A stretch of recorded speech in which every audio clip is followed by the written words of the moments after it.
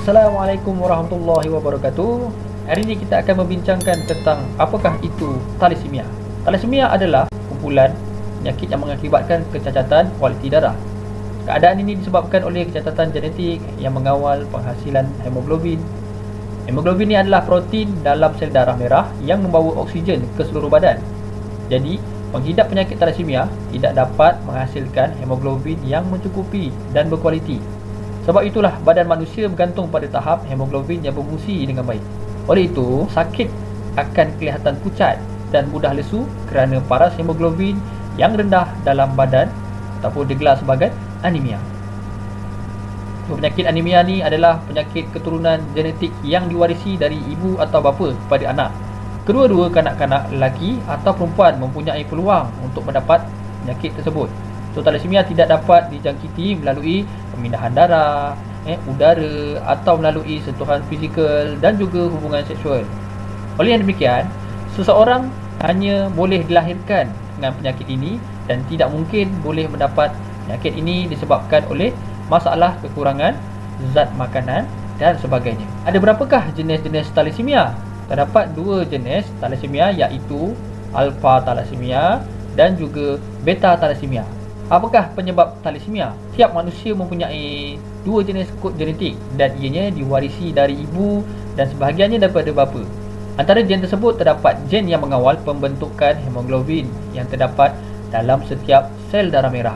Untuk memahami sedikit cara keturunan thalassemia, kita boleh kena pasti daripada beberapa jenis. Terdapat beberapa cara untuk kita kena pasti keturunan thalassemia ni. Yang pertama adalah salah seorang ibu atau bapa adalah pembawa.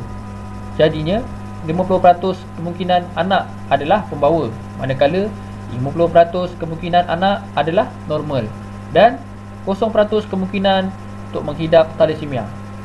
Yang kedua, ke situasi kedua-dua ibu bapa adalah pembawa, maka 50% kemungkinan anak adalah pembawa, 25% kemungkinan anak adalah normal dan 25% kemungkinan anak menghidap thalassemia.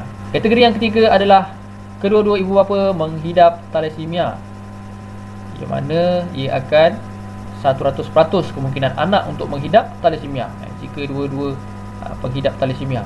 Manakala yang terakhir adalah seorang penghidap penyakit dan seorang lagi merupakan pembawa.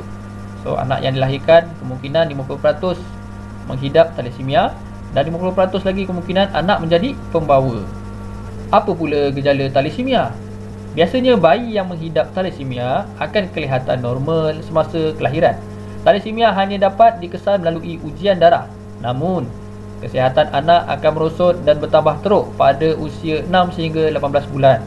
Tahap serius gejala-gejala terpulang kepada jenis thalassemia yang dihadapi. Antara gejala-gejala thalassemia lazimnya adalah seperti berikut: kelihatan pucat, kelihatan letih dan gelisah, kemudian kekurangan darah iaitu anemia yang teruk sehingga boleh mengakibatkan sesak nafas, masalah jantung akibat anemia, kulit kelihatan kekuningan iaitu jaundice, kurang selera makan, tumbesaran dan akil balik terbantut, limpa menjadi besar menyebabkan kembung perut dan akhir sekali perubahan pada pembentukan tulang muka.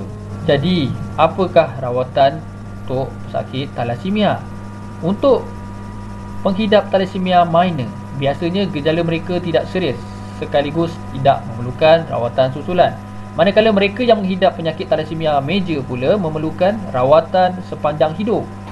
Rawatan yang biasa diberikan kepada penghidap thalassemia adalah: yang pertama, transfusi darah setiap bulan. Hal ini disebabkan oleh jangka hayat sel darah pesakit lebih pendek daripada orang yang sihat. Oleh itu, transfusi darah penting untuk memastikan pesakit tidak mengalami gejala anemia seperti masalah sesak nafas dan masalah jantung. Rawatan kedua adalah rawatan penyingkiran zat besi dengan ubat suntikan atau oral. Kesan sampingan transfusi darah yang berterusan untuk jangka masa lama adalah mengumpul zat besi yang berlebihan dalam badan sehingga terkumpul pada tisu jantung, kelenjar dan hati akan lalu merosakkan fungsi organ tersebut. Seterusnya, pemindahan tulang som-som. Rawatan ini mampu memulihkan penyakit thalassemia Tetapi jarang dilakukan kerana kesusahan mencari penderma yang sesuai. Prosedur ini juga berisiko tinggi untuk gagal atau boleh mengakibatkan maut. Melalui pembedahan pembuangan limpa, iaitu limpa yang berfungsi untuk menyingkirkan sel darah yang sudah lama atau rosak dalam badan, pembesaran limpa akan berlaku dalam penghidap thalassemia sehingga menambah teruk masalah anemia. Kesimpulannya, penyakit thalassemia merupakan penyakit yang mungkin menjejaskan kualiti kehidupan serta memendekkan jangka hayat hidup. Oleh itu, individu yang mempunyai pengetahuan tentang sejarah thalassemia dalam keluarga haruslah mendapat kaunseling genetik sebelum ingin melakukan perancangan kehamilan ataupun perancangan perkahwinan. Pastikan pasangan kita tidak menghidap ataupun membawa penyakit thalassemia ini untuk kita punya kebaikan bersama di masa akan datang. Sekian daripada saya. Terima kasih. Assalamualaikum warahmatullahi wabarakatuh.